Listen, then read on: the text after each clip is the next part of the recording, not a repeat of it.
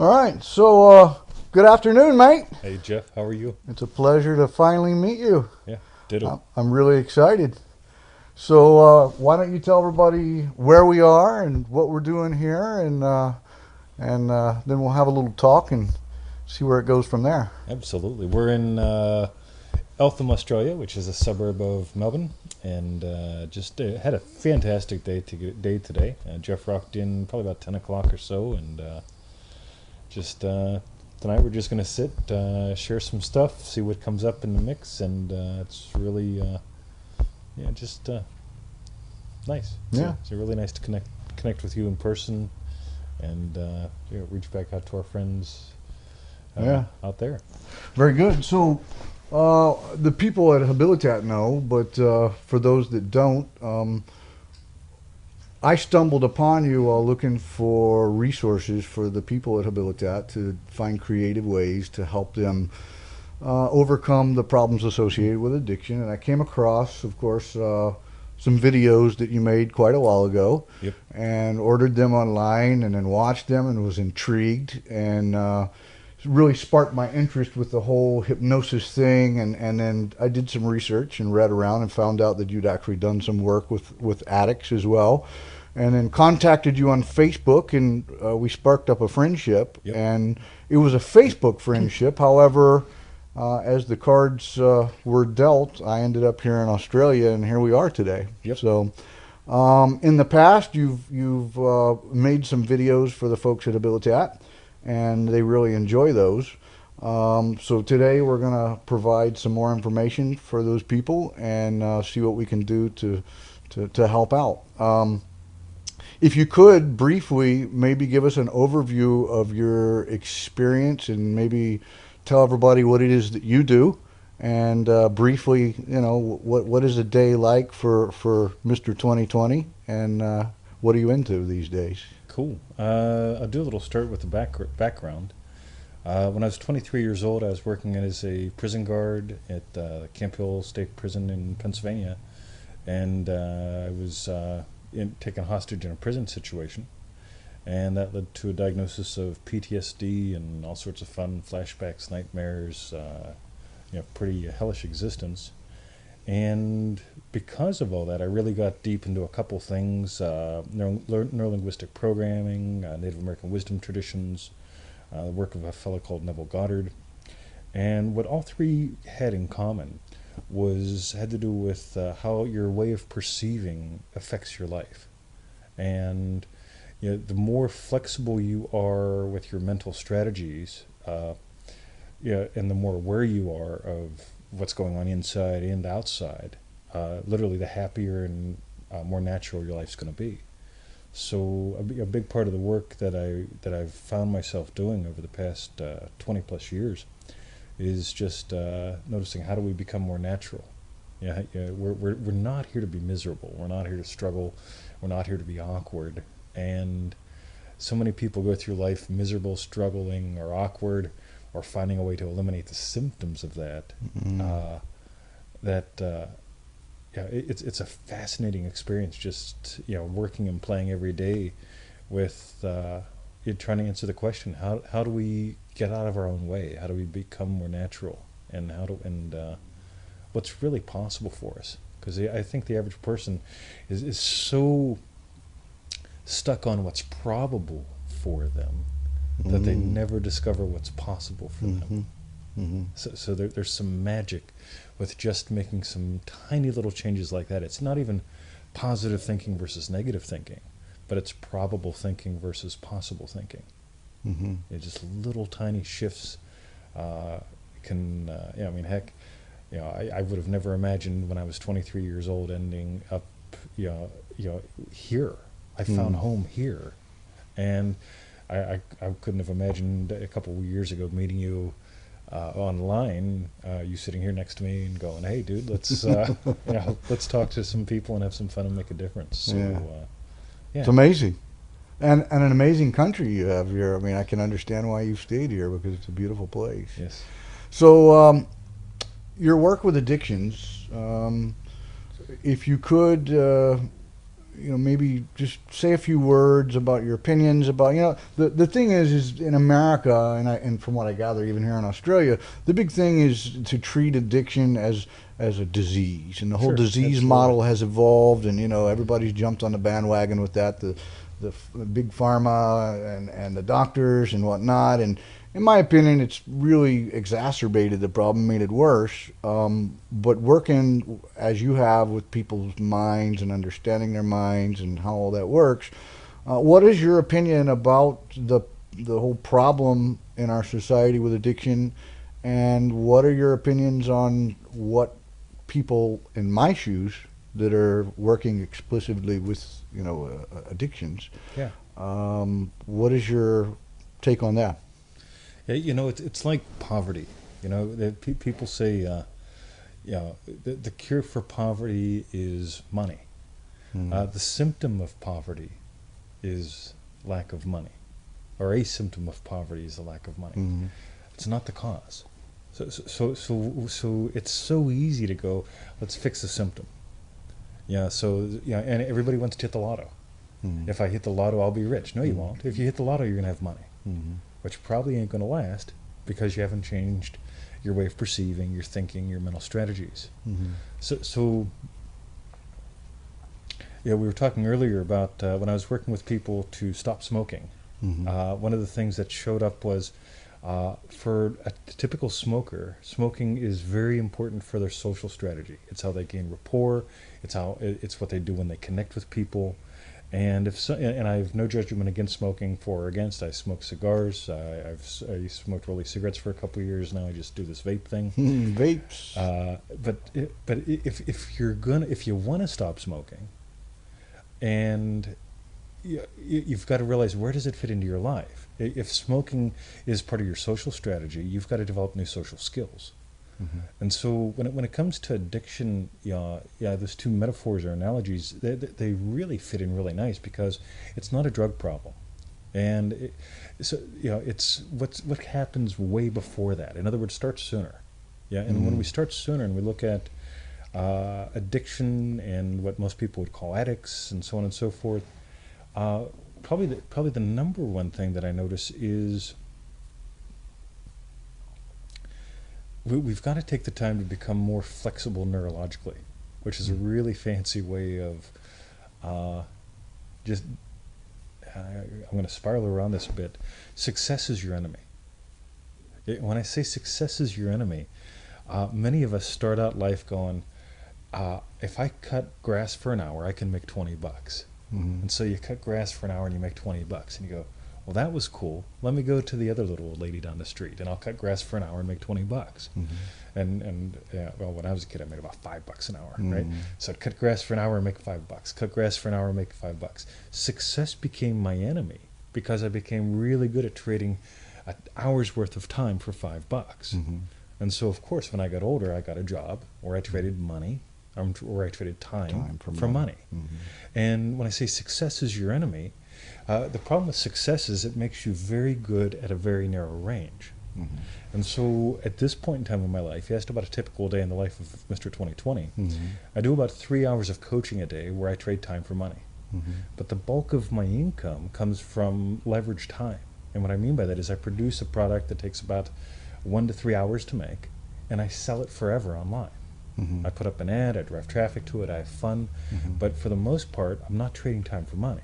Yeah, I do some. I find something I'm passionate about, and I set it up in the world so that I can get paid 1,000 times for it. Mm-hmm. So for an hour's worth of time, I might make $7,000 to $10,000, which is Mhm. pretty sweet. Mm-hmm. So in that case, I had to ignore my early success. Mm-hmm.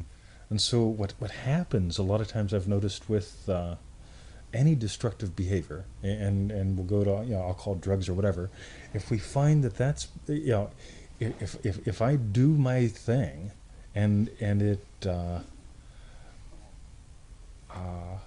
appears to make me feel better or appears to make me more functional, and that feels good, well, heck, I just found a way to feel good. I found a way that's successful. So the drug is a way to be successful, quote unquote, in feeling good or having a social strategy. Mm-hmm.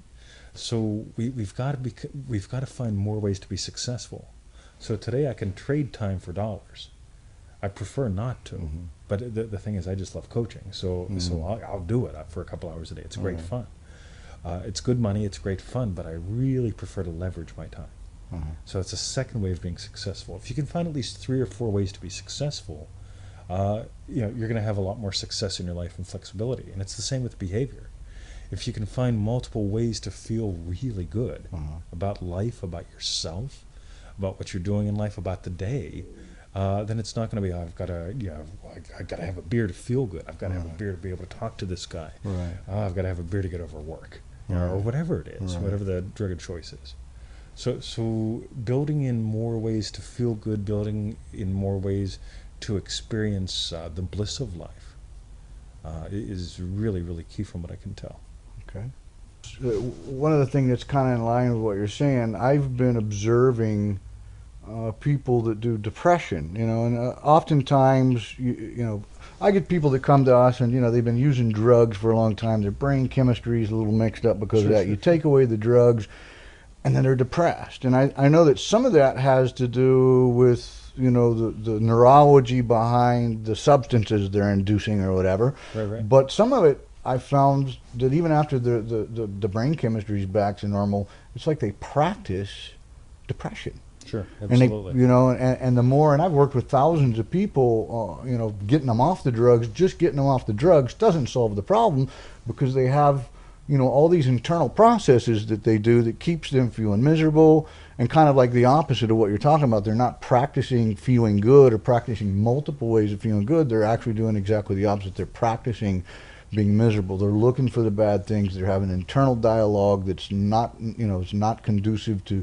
feeling good, but rather feeling bad.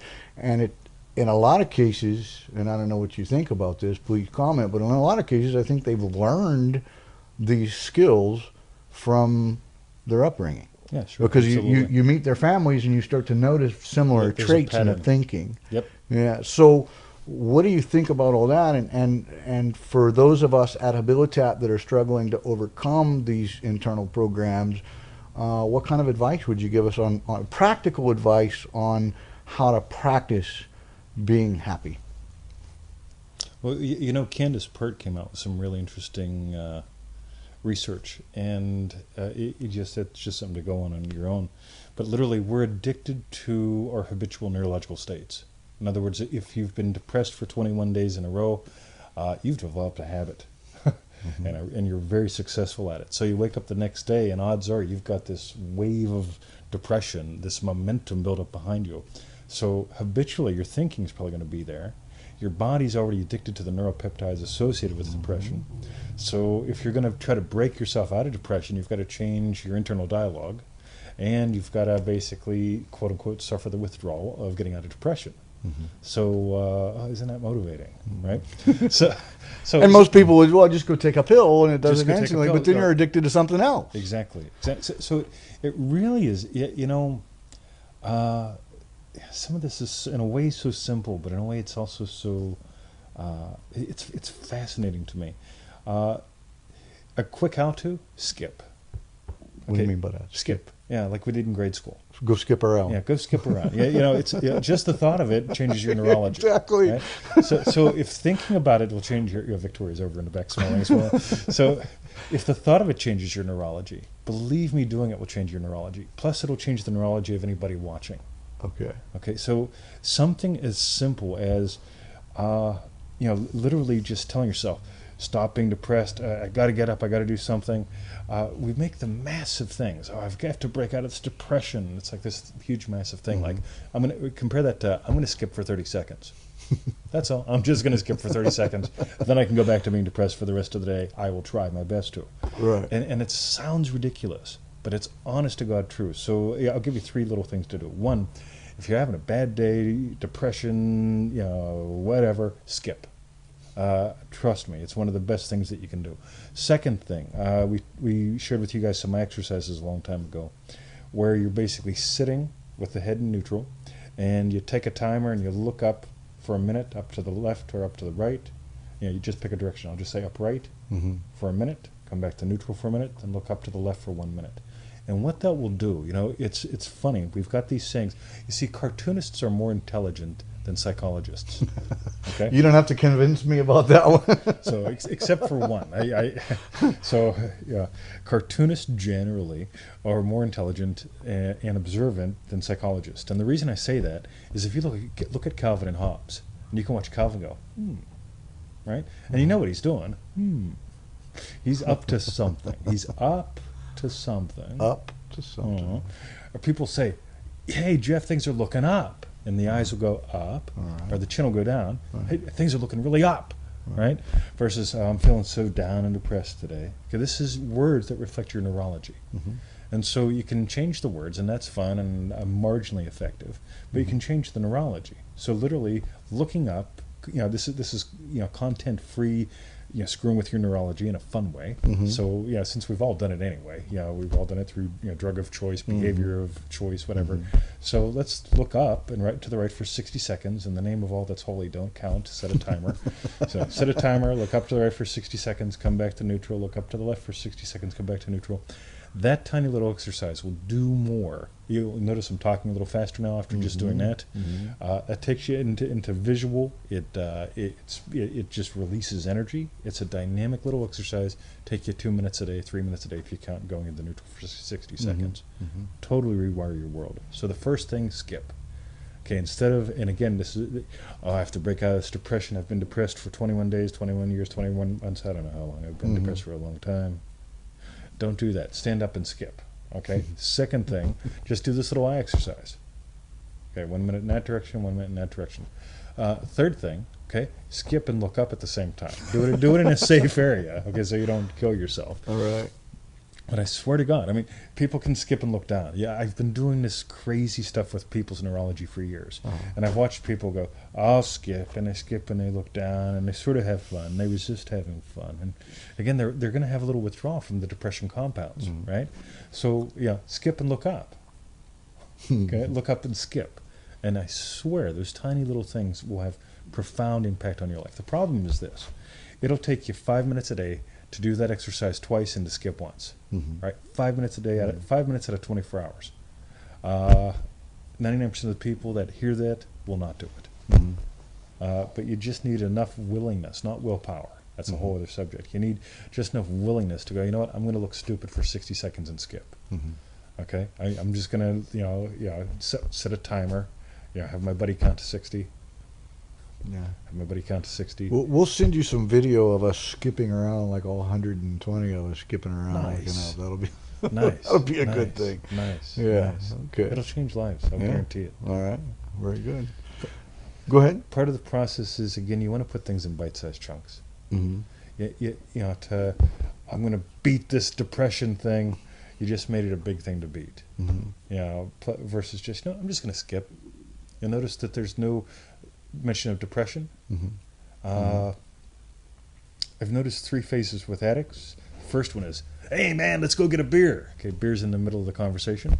Second one, I haven't had a beer in 3 years, 21 minutes, 17 seconds, 18 seconds, 19 seconds, 20 seconds. But beer's still in the middle of the language. Versus like, hey, let's go to a ball game. No mention of beer, no thought of beer. So it's that third phase we want to get to. And that third phase of, I'm going to skip. Yeah, just to skip. It's not, I'm going to skip to beat the depression. No, I'm going to skip. Time to skip. Schedule it in. Use Google Calendar. I love Google Calendar. Yeah. So, yeah. So we want to move what's in the center. So let's move skipping to the center. Okay. Cool. Neville Goddard was the godfather of the law of attraction. A lot of people don't like the law of attraction. Who cares, right? One of the things that Neville brought up was, if you want to change your life, what you want to do is you want to imagine a scene that would imply your wish has been fulfilled. Wait, slow down. Say that again. Oh, I will. You want to imply? You want to construct an imaginal scene that would imply your wish has been fulfilled. Okay. Okay. One of the favorite methods of Neville's to do this, and we'll get to why we're talking about this in just a second, was to have a congratulatory scene. In other words, you know, you walk up to my door, dude, you're in Australia. Whoa! Right? There's a congratulatory scene. That fast, that simple. That implies that a series of events has happened to bring you to Australia. A dream of yours come true. Right? there's some power here. And the reason there's power here, if you imagine uh, a scene that implies the wish has been fulfilled, whatever the wish is for your life, uh, a scene that implies the wish has been fulfilled puts it in your past. Anything in your past is a resource. Okay? Mm-hmm. Like tying your shoes or learning the alphabet. Right. Once it's a resource, you can draw on it. And you're no longer hoping for it, or longing for it, or craving for it. So construct an imaginal scene inside your mind that implies your wish has been fulfilled. Make it a congratulatory scene that includes somebody else. Now, the reason I'm mentioning all this is the power of tribe. In our culture, we really live in the Lone Ranger culture. Okay, well, except for the Lone Ranger actually in Tonto. But we live in the John Wayne culture. Right. Right? I'm gonna kick its, Right. No, forget that. This whole tribe thing, one of the things that scares people is my family, is my friends, are they gonna still be with me when I'm successful?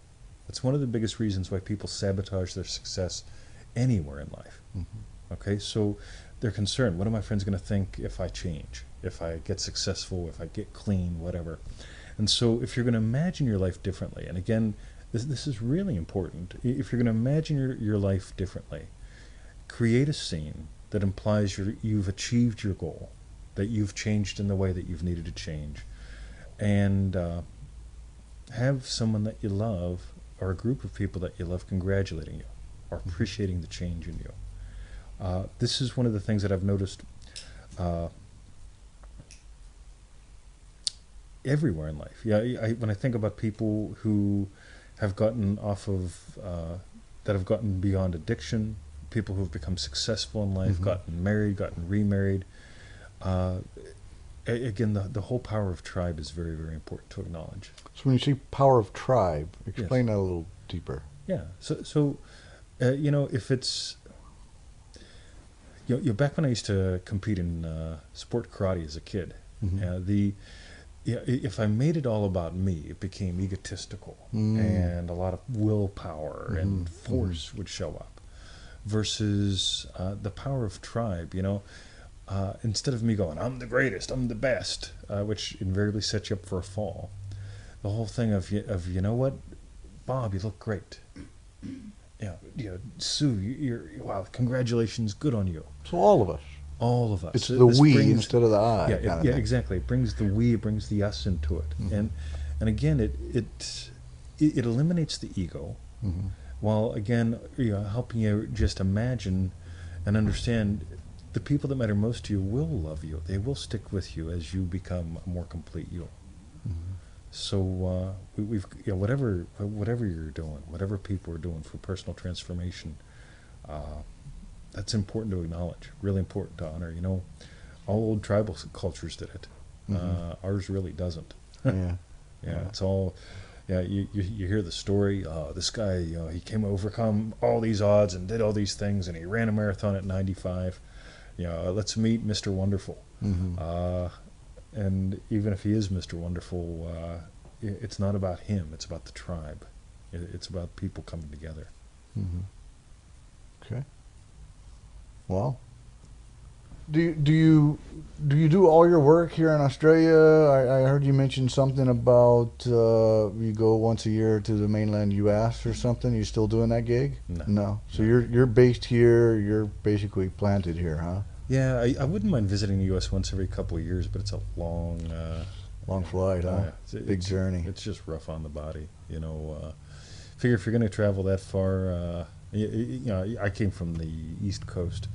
And to travel that far, it could take you one solid day to get there, a solid day to get back here. Then you have jet lag. You might as well go for at least 3 weeks, and that's a month's worth of time. And I love home. Yeah, I just I know where everything is, and just love being here. Yeah, it's a nice place for sure. Let's see, what else was I going to ask you? So what was the draw for Australia? What brought you here? Basically, it was sort of like a little vacation, holiday kind of thing, and popped in and yeah, met Victoria, and here we are. Yeah, and everything just evolved, huh? You Okay. betcha. All right. So earlier you mentioned about PTSD, You bet. and you're searching for the knowledge to overcome that.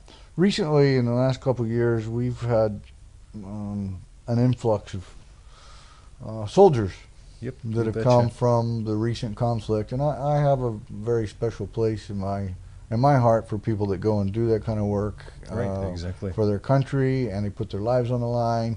So anytime one comes to our program and wants help, well, I'm inclined to do whatever I can to make sure we accommodate them, because there's just not a lot of help for those guys, to be real honest with you, through the government systems or whatever. But I've noticed that there are some compounded problems, not just the drug addiction issues, and through doing the intakes and whatnot. A lot of these guys, they weren't even into drugs Sure. until they got back. And, let's face it, they went over there, they did what they were ordered to do, and some of it wasn't pretty, a lot of it wasn't nice, and most of those young men have seen things that no human being should ever have to see. That's right. And then they're expected to come back to our society and Be normal. assimilate and be normal. And they have all these feelings, that they don't know how to deal with. The military doesn't teach them. Their families don't understand. And I'll be honest, I don't even completely understand. I saw some pretty rough things out on the street and in the ghettos and in the drug houses and whatnot during my insane periods or whatever. But nothing like what these guys have seen. And it's not uncommon for somebody to come in and we get them off the drugs and they start to have nightmares, and Sure. Absolutely. they keep replaying memories of their buddy getting blown up by an IED. Or I had one gentleman who was at a checkpoint and he was ordered to fire on anybody that doesn't stop, and it was a family and they didn't understand, and he lit them up, mother, Sure. Absolutely. kids, the husband, everybody, and he feels rotten about it, but he had to do it because he was terrified. And they go over there and they get put in this heightened state of awareness. Sure. And then they come back and they're stuck in it. Yep. So I've been finding that there's additional challenges that we face when working with these guys and girls, even in some cases. What advice would you have for both us and for them to deal with these issues, especially since you've been through your own traumatic stuff and obviously have done well overcoming that? What do you think we should do? What's your suggestions? PTSD for me shifted when I realized what PTSD was my imagination out of control. Imagination out of control. Yep. Yeah. It doesn't demean the situation at all. But what PTSD was for me was the imagination beyond my control. Mm-hmm. We all are like that, generally, in this culture. The imagination does whatever it wants, and most people don't do much about it. The reason why most people don't do much about it is they don't sort the difference between what's imaginary and what's physical.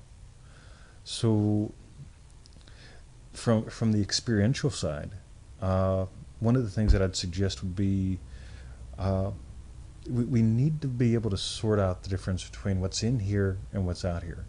So in one of my courses, I do a little exercise where I talk about a young man. He's about 15 years old, and he's walking up to two young girls. And he obviously is interested in one of the young girls. And he's walking up, and when he's about 10, 15 feet away, the two girls look at each other and share a giggle. And at that point, the young man stops, deflates, turns around, and walks away. And I know, being a 48-year-old guy, the girls, were interested. Okay, they were excited that the kid's walking over. Finally, some young bloke's finally walking over to say hi. Mm-hmm. And so I asked people, what did the young man respond to? What put him in the tailspin? And a lot of people tell me, the girl's giggle did. Well, the girl's giggle did not. What put him in the tailspin was what he imagined about it. And literally, And that was all stuff he constructed. that was all stuff he constructed. Mm-hmm. And whether it's PTSD or not PTSD, every human being does that all day long. We add meaning to what we perceive through the senses. And so what we get to do is to start to sort out. The first step, from what I can tell, is sorting out what's sensory and sorting out what's constructed inside the mind. both of them are experienced as real. And they're both important because if you're going to take a business idea and construct a business out of it, that's imagination coming to physical reality. Right. So we need both. We need the imagination working for us, and we need sensory data working for us. And so, just a couple quick thoughts. One, every day, if you have PTSD, or even if you just want to improve your life, find a way to become more sensory data oriented. One of the exercises that I've taught for years involves finding a little spot and going and sitting at it for 15 minutes a day, every day, for a year. So every day at 7 in the morning, walk outside, sit in the chair, and just sit where you sit and notice what you notice. And that's going to do a couple things. One, it's going to get you out of your head and back into your senses. You want to lose your mind to come back to your senses. Okay? So you go outside, you sit at your spot, and you spend 15 minutes for a year in one spot, same time every day, and you're going to become so intimate with that spot. It's really going to blow your mind. And if you're smart, take a little journal. Journal afterwards. Spend your 15 minutes in the spot, journal afterwards. If you want to really multiply your results, do it the same time in the morning and the same time in the evening for a year. And again, what you discover about this sacred spot will totally boggle your mind. So that's step one, coming back to your senses more. Step two, twice a day for 15 minutes, lay down, notice your breathing, get nice and relaxed, and construct an imaginal scene that would imply a wish that you have in life has been fulfilled. Nice little phrase. Kind of like the other thing that you were talking about. Exactly. Yeah. So, and the point of that is to start running your imagination deliberately. With an outcome. In the direction that you want. Yes. Instead of... Right. Yeah. So two things are going to happen if you choose to invest. Let's just say you do both exercises once a day for 15 minutes. So, exercise one, you go to your sacred sit spot and you keep your eyes open. You keep your ears open. You notice what's going on. You sniff the air. You become sensory oriented for 15 minutes. At some other point in time of the day, you take 15 minutes, you lay down, take some deep breaths, get in touch with something on the inside, and construct an imaginal scene that would imply your wish has been fulfilled. Okay? And if you do that, now you're working with the imagination in a direction that you want. And you're going to notice, most of the people on this planet have no idea if they're seeing something or imagining seeing something. They have no clue which direction that they've got the camera lens pointed. And so this tiny little exercise is going to start sorting out physical versus imaginal reality. Both are good. We need both. But if we don't have them sorted out, things get a little weird. So I would really highly suggest that. And if you think about it, tribally, or not tribally, if we go way back in human history, when we lived in tribes and clans and lived close to the earth, you had to be able to be sensory data oriented, or else you became lunch. Yeah, And you got eaten. Yes, and Exactly. you also had to be able to go in and imagine potential. Otherwise, you couldn't construct new tools. You couldn't construct a village. Right. So you needed both. And in our culture doesn't give us a reason to dumbed us sort it down out. in that area. Yeah. Exactly. Yeah. Exactly. Yeah. Okay. Wow. What else is going on? What have you stumbled onto recently? What else do you think is significant? What else do you think I need to go back and tell them about our experience here, or any of those things? Got it. What we are is consciousness. You're the spark behind the eyes that animates the body. That's it. Being consciousness, the spark behind the eyes that animates the body and perceives through the body, means a couple things. One, that you're not the meat suit. The meat suit's great to have. The meat suit. Yeah, I love the meat suit. I love hugging my wife's meat suit. I love giving you a hug today. The meat suit, good stuff. But you're not the meat suit. And our whole culture is predicated on threats to the meat suit. Yeah. You can't threaten consciousness. You can direct it, but there's no need to protect it.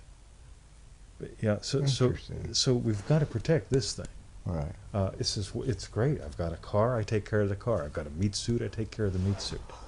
but I'm the operant power. I'm the perceptive power that uses the darn thing. Uh-huh. And so, if you start to explore that, or just adopt that. I mean, real simple phrases can go far. Mr. 20, you're not the meat suit. Just remembering that a couple times a day is a really good way to begin things. Because if you notice you're not the meat suit, or if you begin to ponder, I'm not the meat suit, what am I? Well, I'm what perceives and operates the meat suit. Well, that's pretty cool, right? Opening yourself up to that as a possibility will help you notice it. And the more you notice it, you really get what's possible for you. And again, when I say you're not the meat suit can't perceive the mind. The mind can't perceive the meat suit. So mind is a little closer to what you are. And if you start to notice, I can't possibly be the meat suit. The meat suit's had some problems, but that's all right. I'm not even the mind. The mind has run into some problems, but I'm not the mind. I'm what actually perceives the mind or animates the mind. If you keep moving back a little bit and really get in touch with what you are, you're going to notice. You're going to notice what really needs to be noticed, and that's going to eliminate a lot of problems from life. I don't want to say more about that, but it's really it's good stuff. Okay. All right. So, you think you'll ever be one of these times? I mean, your family still lives on the mainland, right? So Yeah. maybe eventually one day you'll go back. I love you say the mainland. We call it the States here. Oh yeah, But, well yeah. yeah, because I live in Hawaii, so it's the yeah. mainland. Huh? Yeah. I forget about that. I'm Yeah. not in Hawaii anymore. Yeah. Not in Kansas either. The United States, the states. Yes. When you travel there, do you ever come to Hawaii? Haven't yet. I'd love Yeah. to though. So would you consider sometime in the future if you pop over there for a day or two and sort of split your trip up? We'll put you up over there and you can come meet everybody, and it would be a lot of fun. I'd say for more than a day or two. Yeah. Okay. Well, Yeah. that's fine. Just a day or two is too fast. Yeah, it Uh, is. There's a lot it- to see there too. Yeah.